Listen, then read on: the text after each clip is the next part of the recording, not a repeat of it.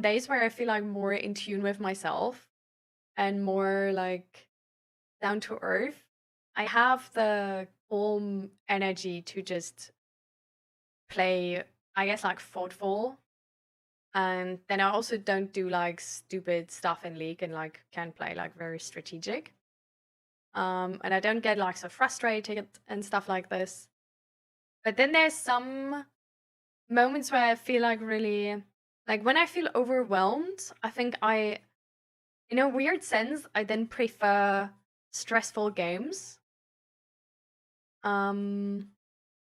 Which I don't really get why, because that doesn't really make sense, does it? But I don't know, like I might be autistic and maybe it has something to do with this, that I'm overwhelmed, but I can't really pinpoint the feeling. So I felt, yeah, actually, in that regard, it makes sense because I can't really pinpoint the feeling, but I feel sort of like jitty, and like there's like ants in my arms and stuff like this. Like really like I don't really want to say shaky, but maybe like a little bit shaky to an extent as well. Like just sort of like electrified or something. And it's usually when I feel like overwhelmed, like because it's more of like a symptom of stress, right? And then I play Valorant because or like more like stressful games because I don't like, if you would then play like a boring game, you would like really notice how it doesn't like match up with your energy sort of. And it would probably calm you down, but since I'm not really aware of these feelings in that moment, I just notice how it's not matching my energy. So I think in those moments I play more stressful games because it's more so like matching my energy. Like it's matching this like need to like move and kind of like this, yeah, more stressful attitude, I guess.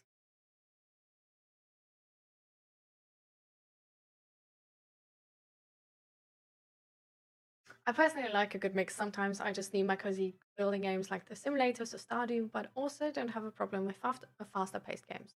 What I really can't do is watch a TV series or hear music when I play competitive games like Valorant. I don't know how people do that. I I um I personally notice how this with listening to music and like watching two series, like my vision of it has changed since I think that I might be actually like since I see it from like an autistic perspective. Because if I am autistic, which I don't know yet, but I'm being diagnosed, I notice that when I'm alone, I basically don't listen to music at all. And I don't talk much. Like I don't really talk to myself or anything. Which some people do if they're alone, right? To sort of like breach the silence because they can't help the silence. But I really noticed how I actually enjoy the silence because there's so much going on the entire time. Like even silence isn't silent. Like there's cars outside, there's people you hear outside who talk to each other, maybe like kids screaming from the playground.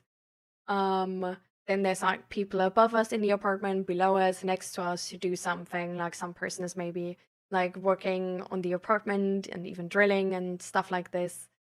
Then there's birds and like all of these like animals outside, like cats, dogs. And so there's like a lot of noise basically the entire time. And it's like honestly borderline overwhelming the entire time.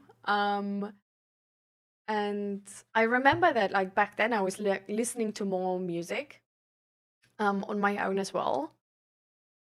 Because I thought it's like I honestly like I sort of felt weird for liking silence and just doing everything in silence. Like I thought like, oh, like maybe that's why I'm depressed, you know? Like I don't know, like maybe this is bad actually. Like let me like because I noticed that I'm not like really I'm very like indifferent, I'm very content in these moments, but I thought that like indifference is more bad than good. Um So I thought like, okay, now I need to like sort of be happy. So I put on music and like try to like really go with the music and stuff like this, which was honestly like sort of exhausting. Um, but yeah, I just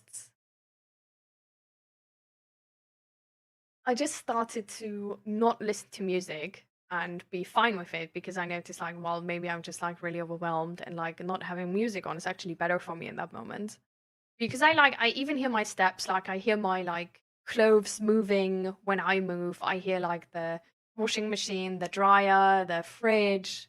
I hear like when I use like cutlery and stuff, like all of this clinking, clanking sound and like all of this, right? So there's like a lot of stimulation the entire time. And when I don't do anything with other people, I just don't listen to music anymore. And I don't regret it at all. And I actually notice how I don't feel bad in these moments. I just feel like more calm. And yeah, I like very easily feel overwhelmed, I think, which absolutely makes sense from the standpoint of me might be being autistic because I'm very sensitive to sound, I'm very sensitive to image or light, I'm sensitive to emotions. I'm a very sensitive person to like basically anything. So I think like most of my life I've actually just lived in this like overwhelmed state. So now I'm sort of finding out what me not being overwhelmed is like who I am if I'm not overwhelmed. Yeah. Music is one of the best ways to influence your mood and give you energy. Yeah, sort of.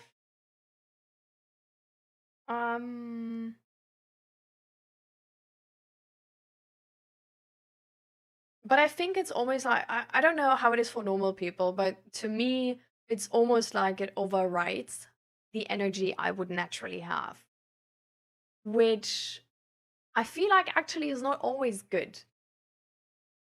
Like it's very easy to cope with music, which is good in some ways, right? But if you don't fix your issues because you always cope with music, it's bad. It's good in moments when you like really do need energy and I don't know, because you just have to finish something on that day. But it's bad if you like then overdo it, right? Like it's still gonna make you like if you were exhausted before, like then you're gonna be like really exhausted. Which like you can do to some extent, but at some point it's gonna be bad. So it's I don't know, also it's making you like not or like to me at least, it's making me not listen to my own thoughts as much anymore. Like I feel like if it's like quiet outside and like if it's not it's never quiet outside, but like if I don't listen to music, it's like sounds which are more like they give less input as to like thoughts because they're so like normal, I'd say. Versus yeah, like music always has some type of message or mood or whatever, like it's reminding you of things or like putting you in a like a specific place to think about specific things, whatever.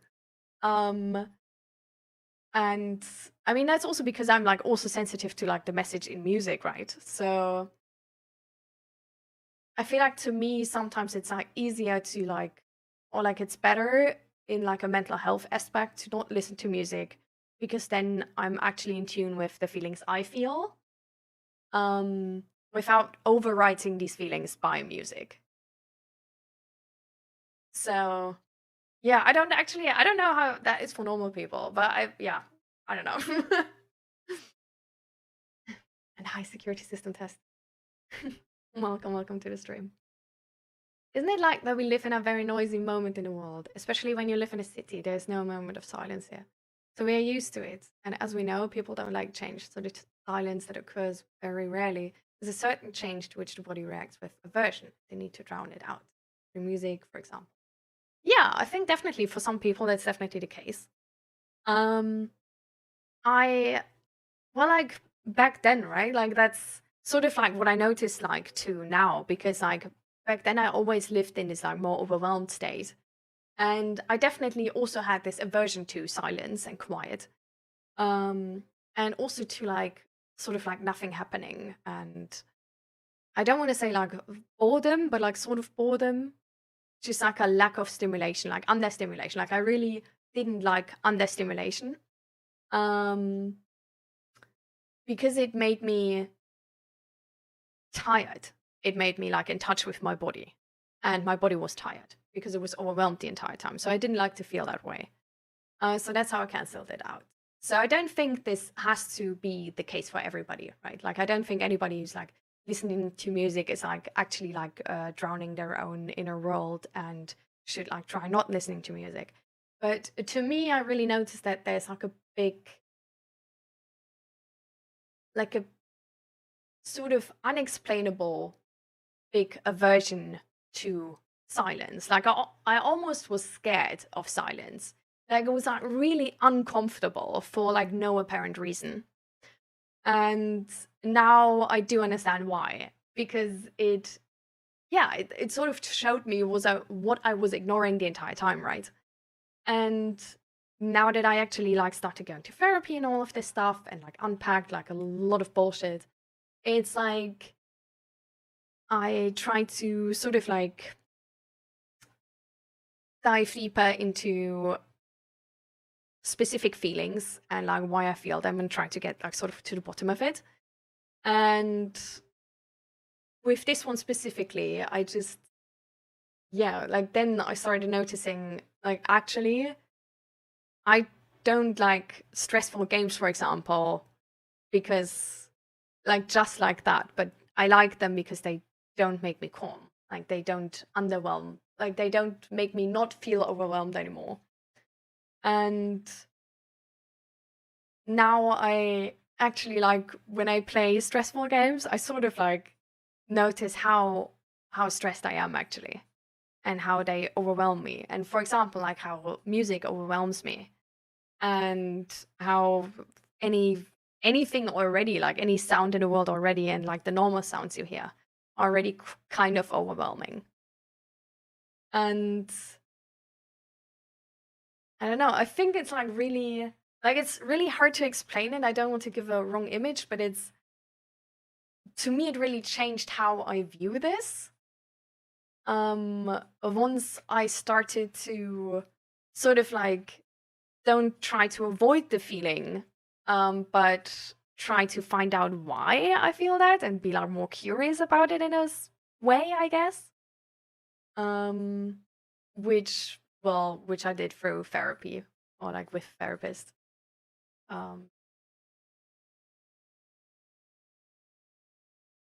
But yeah, it's really interesting how it like how my perspective like absolutely changed about this.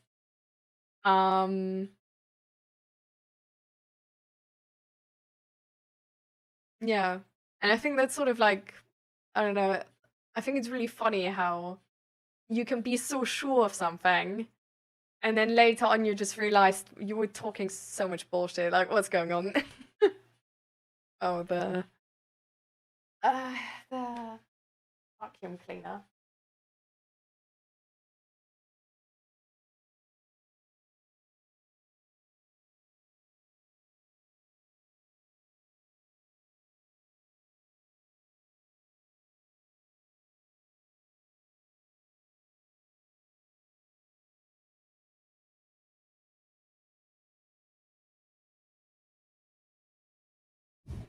Honestly, same. I need to focus on the game for that. I mean, if I play just another slasher or cozy game, I don't have a problem watching a TV series next to it because I don't need the focus. I just exist. Yeah, well, that makes so much sense for you, right? But like my interpretation was just entirely different. Like especially like back then, I was listening to so much like pumped up music while playing these games. Like I literally like because of the because of this need to like not be less overwhelmed and sort of like I just try to like listen to like especially energetic music. Like my stream playlist before was filled with like so much like high energy music. Like so many hits which are really like opinionated, loud, like have strong lyrics, have strong beats as well, like big bass, like, you know, like really strong songs. And then like all of these strong songs behind each other basically. And then also the stressful game to it. So like really just all of it. All of it in one basket, you know?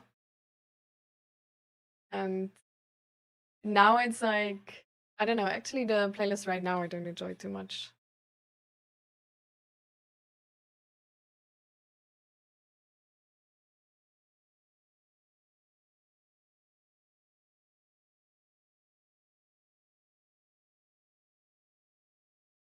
This one is,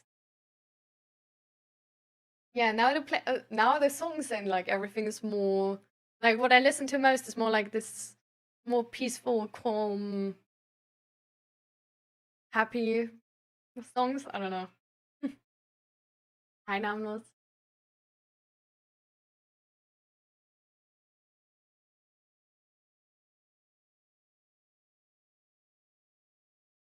What? The Rolling Ramsey one is in the Tolkien chat now? The one from like I uploaded it also to like 7TV or something, right? Wait, I don't think it's 7TV. Which was it? Better Twitch TV or something? Yeah. Oh my god, that's so cool. Oh my god. I love that. Do you have like a clip of it or something? Or like, is it right now?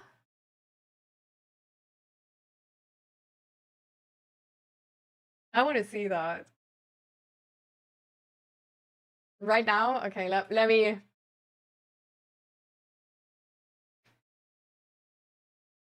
Oh, wait.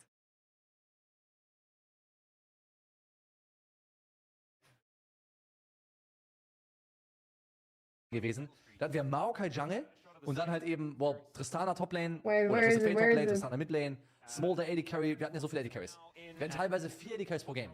So hatten wir letztes Jahr eine Meta, wo Oh, wait, Nasus auf do I Support even und auf see Midlane it? gespielt wurde, weil die Idee war sehr simpel. Nasus, er äht und damit shreddet er mit seinem Spiritfire die Rüstung weg. Das ist Buff deiner AD Carry, weil der halt gegen weniger Rüstung spielt. Und Nasus kann Point-Click W drücken und den Attack-Speed des gegnerischen AD Carries wegnehmen. Wir haben Nasus Support gesehen, wir haben Nasus Midlane gesehen, Nasus Toplane gesehen. Do I see Raus haben wir zum them? ersten Mal im Jungle letztes Jahr, weil halt so super viele AD Carries gespielt wurden. Auf jeder Rolle war AD Carries OP quasi. Sie haben diese Counterpicks.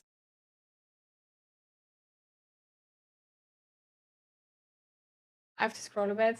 Tell me. Oh. I can't, right? Because I'm like, I only joined now. They're there now. No, I don't have them there. Wait. How do I add those though?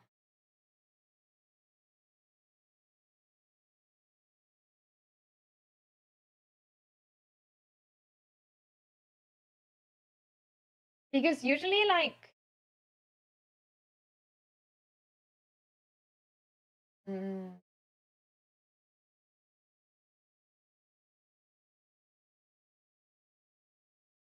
how do you make that? Like how do you get the get 70 and stuff, bro?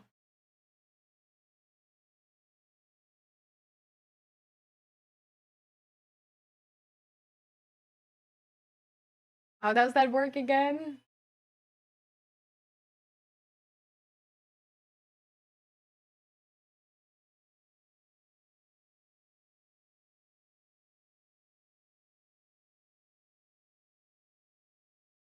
Browser extension.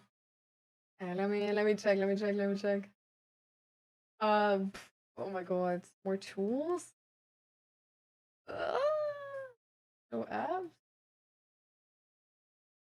Extension manager. Find extensions. Is it 7TV or better Twitch TV?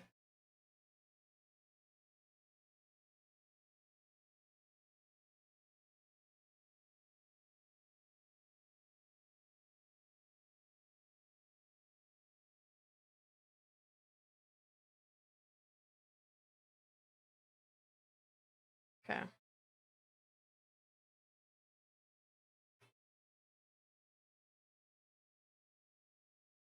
Okay, can you do it again? I see some of the emotes now, so if you do it now, then I'll know if it's like 7 to me or not. No, okay, it's not 7 to me, wait. Shit. Better Twitch TV. Add extension.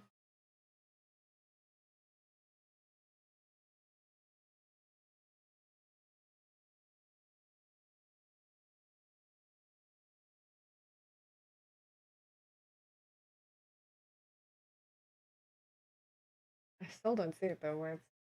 Ah, allow for Twitch and YouTube, yeah.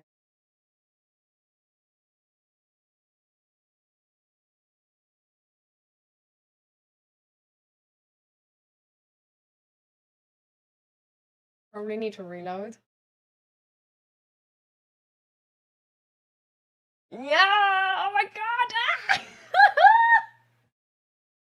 Now we see it, guys! Oh my god! Oh! Now I'm using my own emote.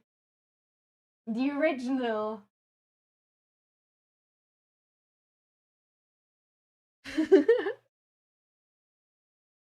Oh, I need to be a follower for 7 more minutes. But that's so cool!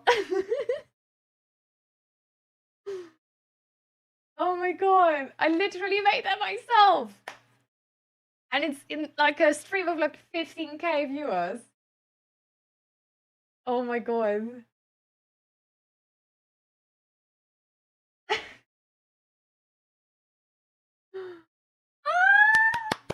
That's so cool! Oh my god! That's literally so sick!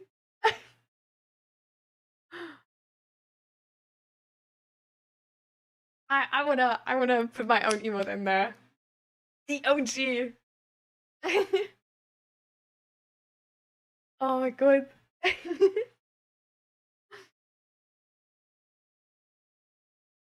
Thank you so much for telling me, Namlos.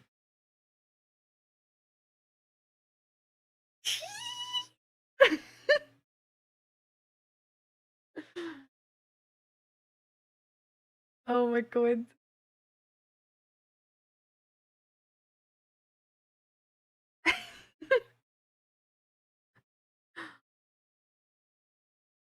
My own emote, bro.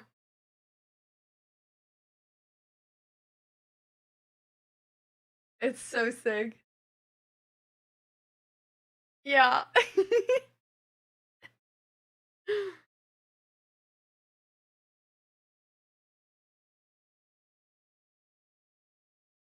Oh.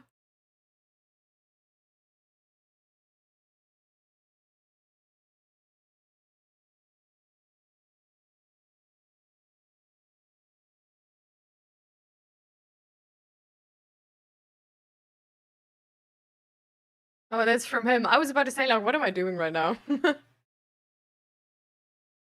Oh, the UK in all languages. I didn't even know Tolkien dyed his hair. Or, like, bleached his hair. It's honestly, it makes him so much younger. Looks like a different person, that's crazy. But it's good for him. Looks nice.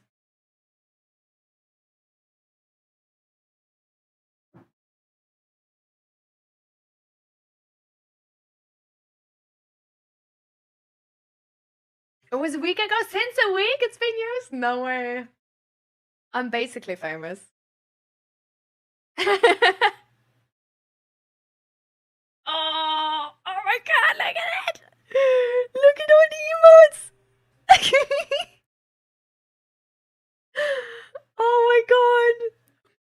I'm basically famous.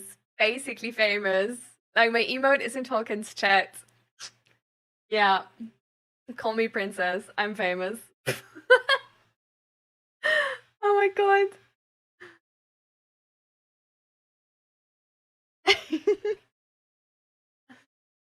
Oh, the hair was a week ago? Oh, okay, I see.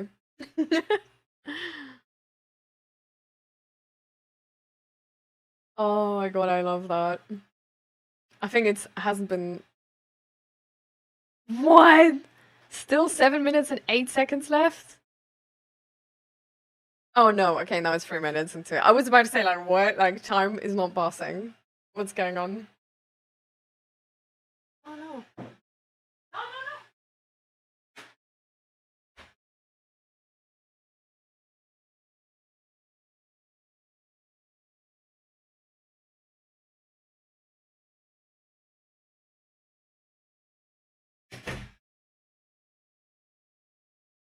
My door was just...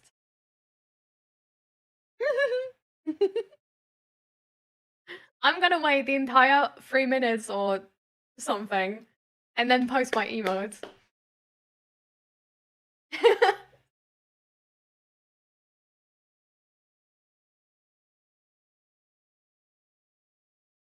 Yeah. Well, I personally, I'm just like, I really like the mod pack, and I would really like to play more of it. But yeah, I'm sort of like lonely. So if you start playing it, that would be amazing, actually.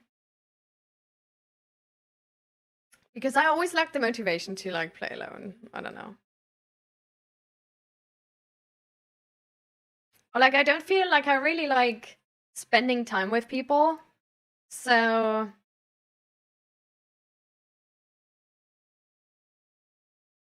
it's like whenever I play Minecraft, it's like I choose not to spend time with people, but to play Minecraft. So that's why then I usually just like never end up playing Minecraft. 2 minutes and 20 seconds. Silk Song. Oh, I haven't heard of that one. TFT walk. Okay, crazy. No, TFT is definitely like, I tried it so many times, but it's nothing for me. I don't know. Damn, bro, 115? Let me check if they use my emotes.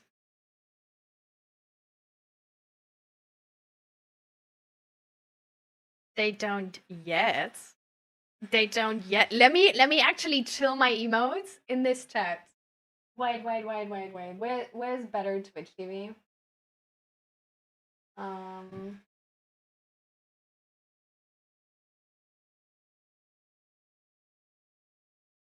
No, bro, they don't have it.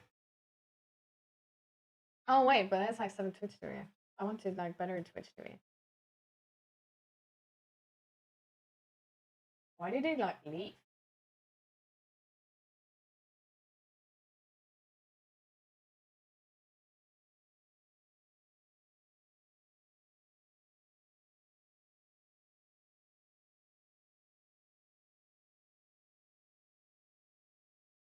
Anyway, then I use this one. I really wanted to use the better Twitch TV ones, but they don't have it, bro.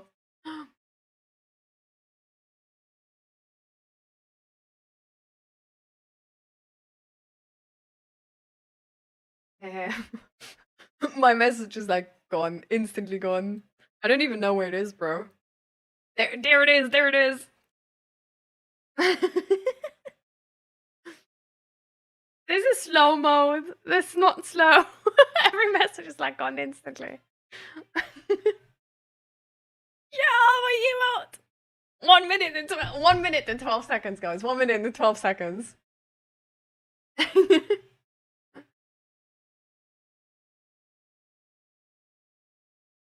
And then the people without better Twitch TV can see it as well.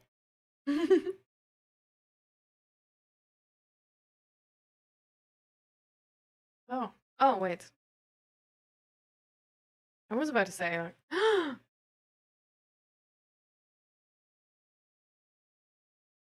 I need to wait for a moment where Ramos pops up.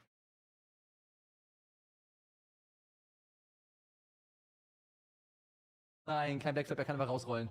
Schön, das heißt einfach Gumado. Oh my god! Gameplay wurde bei noch Ramos gesniped. Alle wollen Ramos töten. Kommt gerade so rausgedriftet gegen Gameplay. Nice. Ja, guck mal, das ist das geile Matchup bei Andy gegen Jax. Jax kann einfach nichts tun. Er flasht uns. Oh, warte, Andy hat einen Stun. Actually. Oh mein Amy ist Gott. auch da. Oh, Aiming mit der Hilfe von der Seite. Andy ist dead. Mein Andy steht 1-3. Faker ist actually useless. Aber ich kann gar nicht, scheiß mal drauf, ich kann darauf nicht fokussen. Ich kann nur auf Ramos gucken. Alles, was ich sehe, ist Ramos. Und Timon spielt nicht mehr sonderlich seriös und auch ein bisschen for fun. Gerade mit den Engages. Oh my god, I love that. Ramos.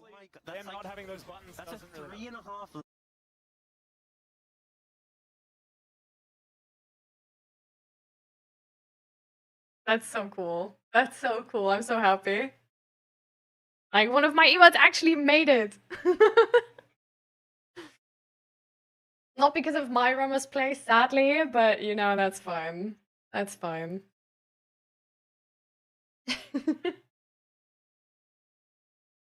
We sadly don't have like another Ramos emote though. If I would have like so many, that would be so cool.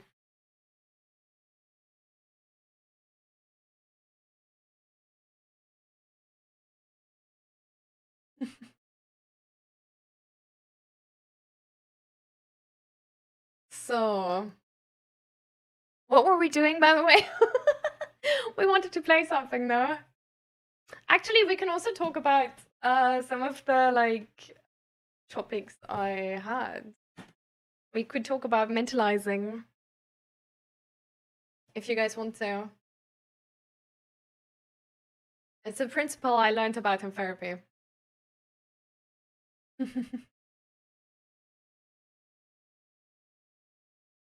Hi, Saul. How you doing? Welcome, welcome.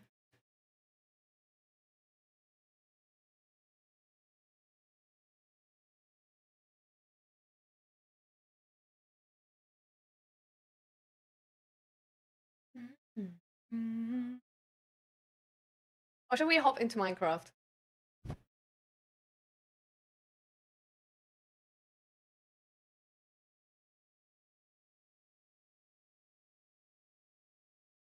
I'm down for it. For the topic of mentalizing or for gaming? I'm good. Thank you so much for asking. I've been gone for like 3.5 weeks at my family's, but honestly, it was really, it was like a little bit exhausting, but it was so much better than I anticipated it would go. And on one hand, I'm really happy to be back, but on the other hand, I'm also sort of like sad that, yeah, now my sisters are not here anymore and stuff. So, like, I don't know, it's hard to live so far away from your family, I think. Like, especially from my sisters. Because we're all like really, really bad at texting. And I don't know. Aww. I'm honestly, on one hand, like I'm sad, but I also, I don't know, I'm just so happy that it actually was good to stay with my family. Like, being sad is actually like a good sign. So I sort of like, I try to make it better in my head with that. But why are you sad? Also, like, why are you sad if you're getting your 3D printer today? That's so cool. What type of 3D printer are you getting? Like, is it like a filament one or one of those with, how's it called? With resin. It's a filament one. Ooh, okay, okay. I see. I'm honestly like, I'm not good with jokes. I like, since I'm like now in like autism diagnostics, I only notice now how actually bad I am with jokes. Like, there's so many jokes and sarcasm I genuinely get so confused by. And I only get through like context and like people's reactions and like body language if it actually was sarcasm or a joke and stuff. And so many times I just like still like, even though I guess could know or whatever, I just answer if it wasn't a joke. Like, they really like, they just fly by me. I don't know. But so that's why like there's differences between people talking sarcasm and don't like obviously mark it, and people who talk in sarcasm but they do mark it. Like, if you talk sarcastic and you're like a person who always, for example, uses like the 𝔹𝕃ℂ𝔻 or like 𝔹𝕃ℂ𝔻, 𝔹𝕃ℂ𝔻 emote or something like this, like after, then like your sarcasm is like really clear, right? Or if it's like so over the top that it's like obviously sarcastic, or if it's just like if your character is so like so good lined out in my perspective that it can make like this very good cut between like, okay, this needs to be sarcasm because he would never say that otherwise. But there's so many people who just don't fit in any of those categories, and then I get absolutely messed up in like, is this sarcasm? Is this not sarcasm? I don't know. Hi Layla, how are you doing? So let me actually, I really want to show you the mentalizing concept. So let me look that up. Let me look up the video my therapist showed me too.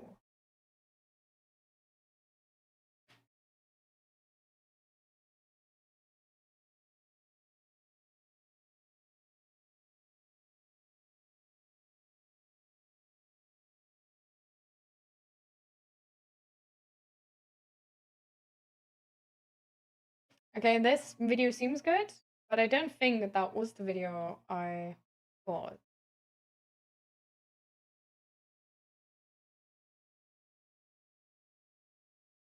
No.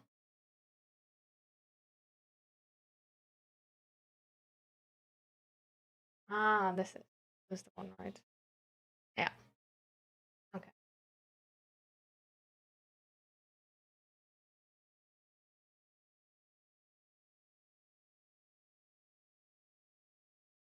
All right. So, I'm good. Thank you for asking, Layla. How are you?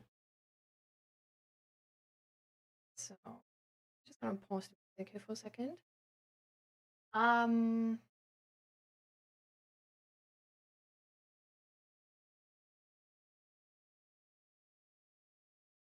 Let's actually switch the scene for this.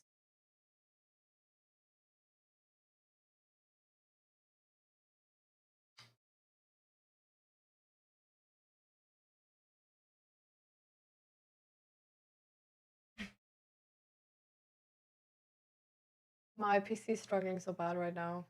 It's like completely frozen. I can't do anything.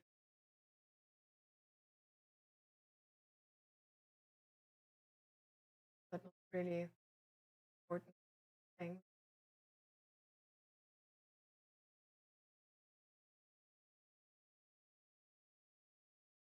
Okay, I think I shouldn't be clicking around and just let my PC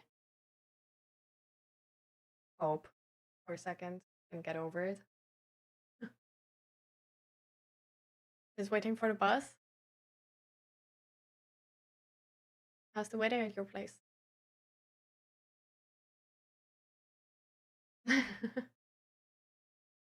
The reminder. I mean, yes, I can see that maybe I'm too obvious with the sarcasm, or you just know I do a lot, but for people you don't know what it's fair to say. Yeah.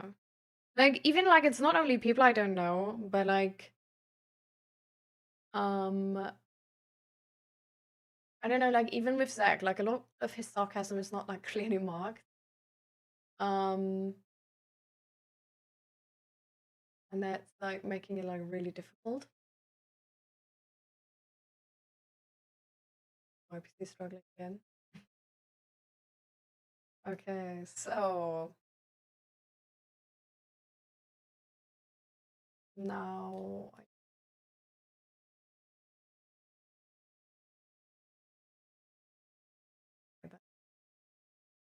wait, do you actually see that normally? Ah, okay. So my Streamlabs was just frozen and that's why. But we fixed it. So yeah, but so for example with like Zach, it's like a lot of his sarcasm or like jokes are like I don't know, just like either really bad or or just not really cut to like Zach's sarcasm is about things he sometimes does seriously, and then in that situation he just is like, oh, but now it's sarcasm.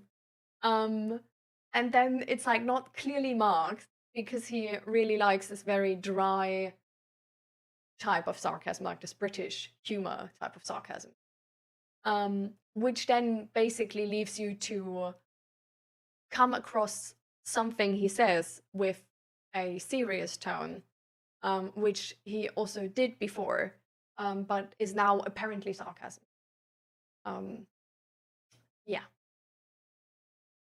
So then I normally answer because and then he's like, what do you mean? That was like sarcasm. It's a joke. And I'm like, you did specifically this like a week ago. How is it a joke? Huh? I don't know. Huh? I don't get it.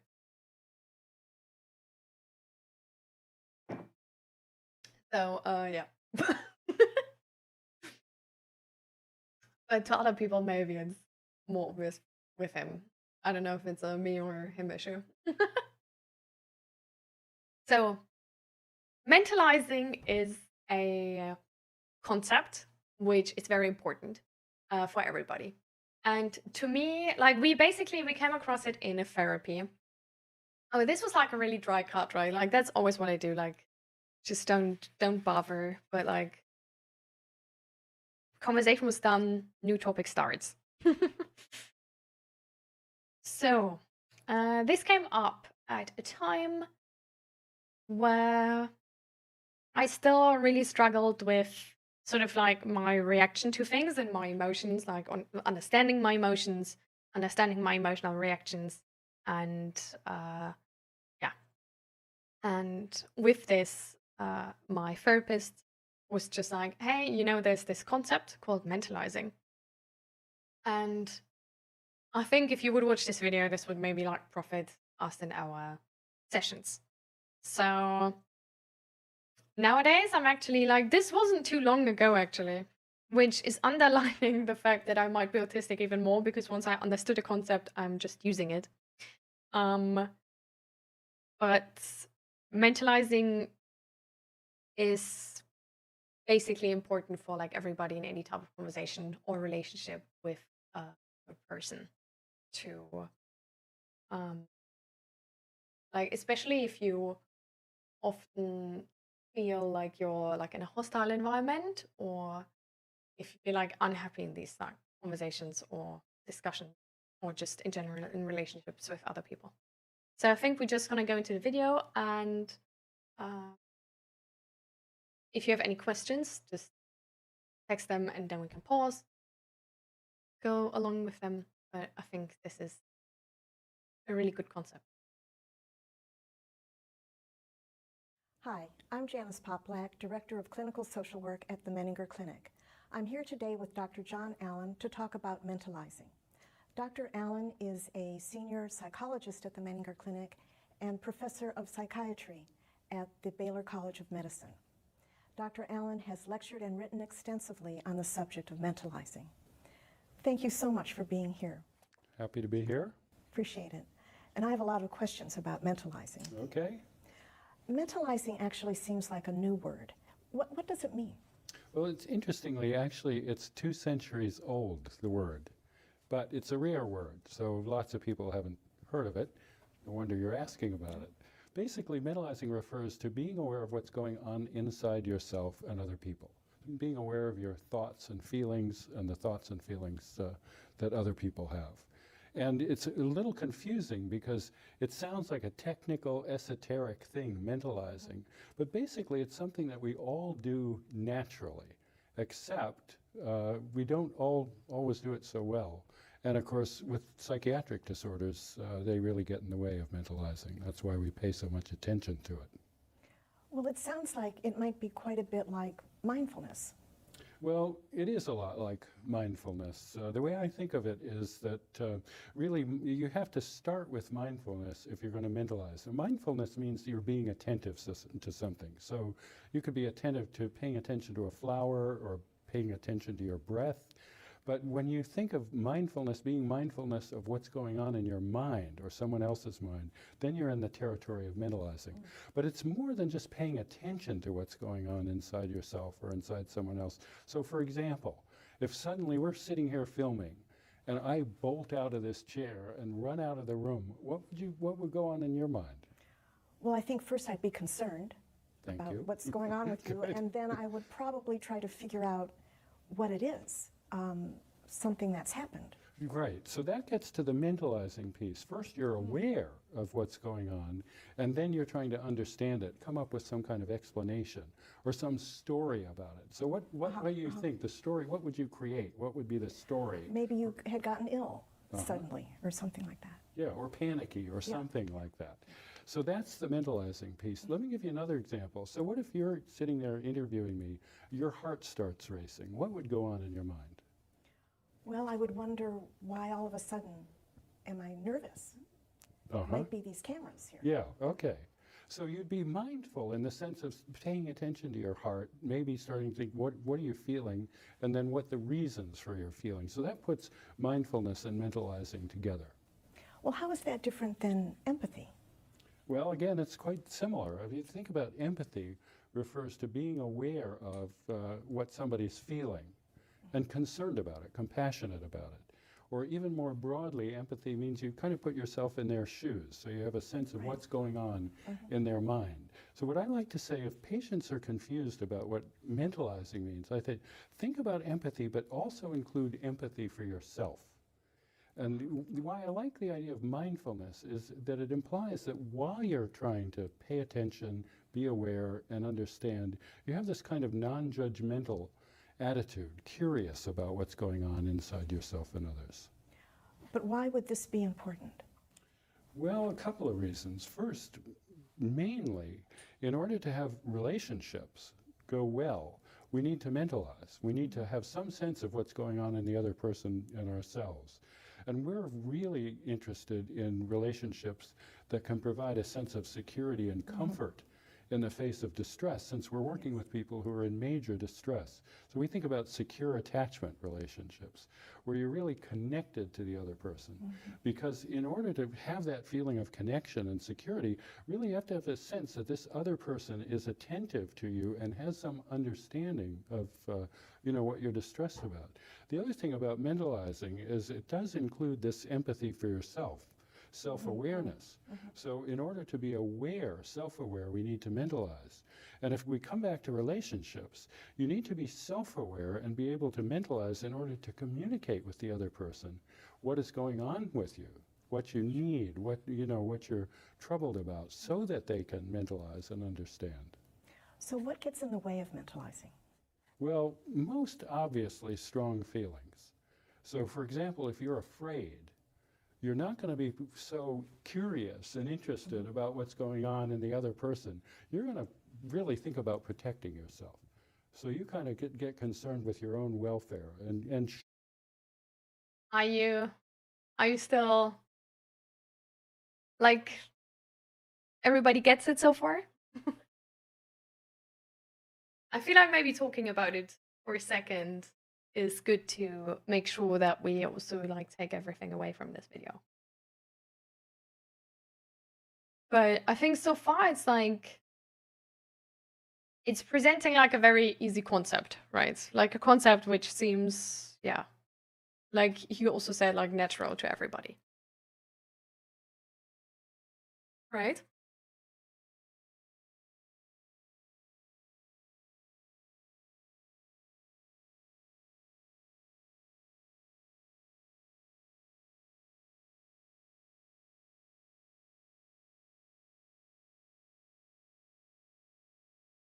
And we definitely like do this the entire time.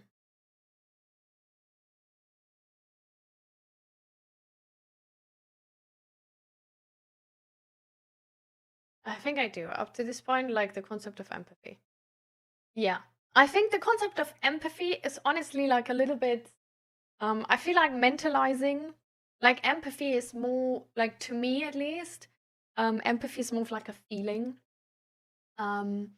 where mentalizing is,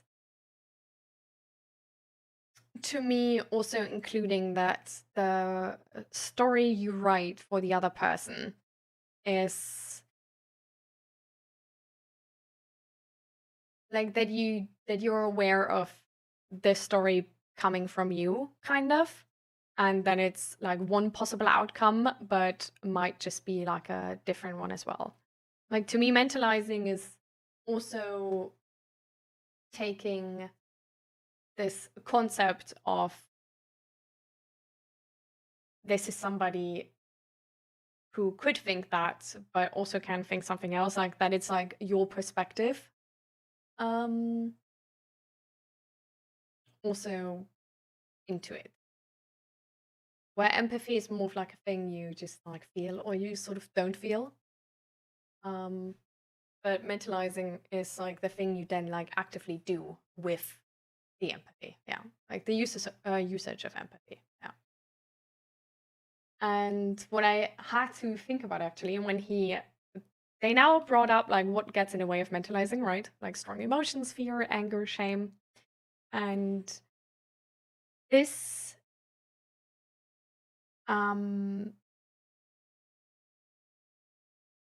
gives a very new, or like not really new perspective, but a more detailed and I guess professional perspective on the issues we face in our society right now, right?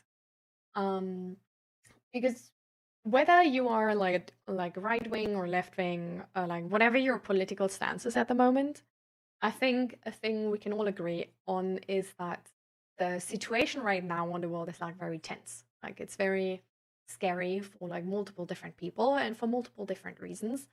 And it's like there's so much going on. You always see like bad news. You always like there's always more stress and things happen and they get interpreted in any way possible. And there's also more, yeah, I guess just more anger of like things going wrong and things not changing, and it gets like more and more extreme at the moment. I feel like the last few years has been sort of like this process of everything getting even worse, sort of. Like this is like feminism before was like a topic where we had protests, we had like informal and educational events and stuff like this, but now it feels like feminism all of a sudden feels like more different because now with, for example, America and stuff like this, we feel more like on edge. Like now it's not just fighting for like a better future, but it's fighting for the rights we once had and now are actually being taken away. So everything, and I think this is probably also the same way people maybe from the right feel, that like it gets just like this fight we're in or the progress we're trying to make feels like it's more necessary than before. Like it feels more desperate, sort of, and like you're being sort of pushed into a corner. Like there's definitely more fear and anger.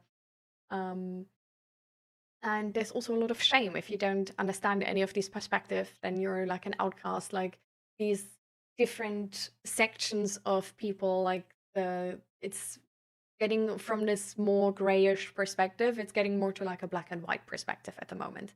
So there's a lot of shame. Like if you're not black and you're on the white side, then you don't get this perspective and there's a lot of shame, and the other way around the same. So it's like very black and white for like all types of different topic, like democracy versus, or like not democracy, but well, technically, but the Democratic versus the Republican, for example, or like the feminists versus the, yeah, I don't even know how they call themselves, but not feminists, I guess. So there's like a lot of shame as well. And I feel like what this video now is actually underlining is that this whole concept of mentalizing, even though it's so important for normal human relationships and also for like self-awareness, is actually way harder in these times today because of so much fear, anger, and shame.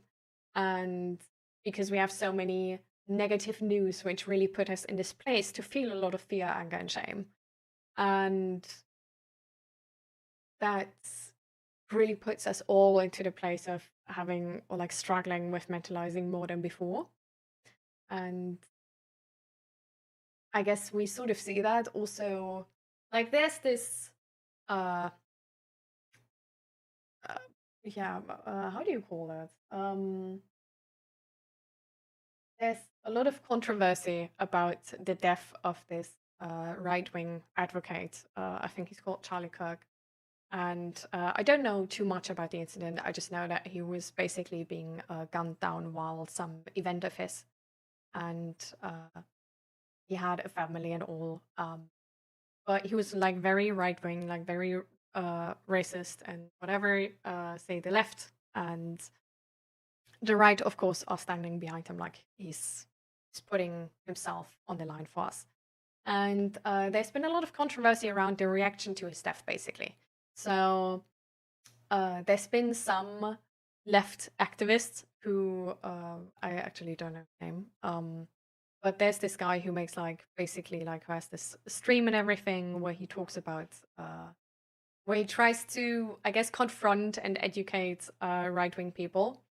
And he in his stream he cried about the death of Charlie Kirk, and this got actually like a huge backlash because people then didn't trust him sort of anymore, and were like, well, but like you never cried for the Palestine and whatever, like you're apparently like you're not actually left, you're just like like why you so, they basically shamed him for this reaction, for like a higher reaction to like a right-wing person dying who caused like so much distress in their community specifically, and not having the same reaction to for example, Palestinians dying. And I don't really want to get into like what is right and what is wrong about this, but more of that there's this very big difference in how the community feels about this. And there's a lot of people actually sort of celebrating this death of this person, which is, well, not really showing empathy. And this is sort of the point where I want to get through that, because of these strong emotions like fear, anger, and also shame, there's probably a lot of left people who feel like maybe they need to do that because otherwise they will be shamed. But there's a lot of people who, because of their fear and anger, are put in such a mental state that they don't really have empathy for the other anymore, because it's more of this like survival mechanism of like, I need to survive on my own, so I don't have so you just like naturally you don't feel as much empathy. Like it makes a lot of sense, like bodily, right? Because like if you're in like a fight for life and death, you shouldn't really care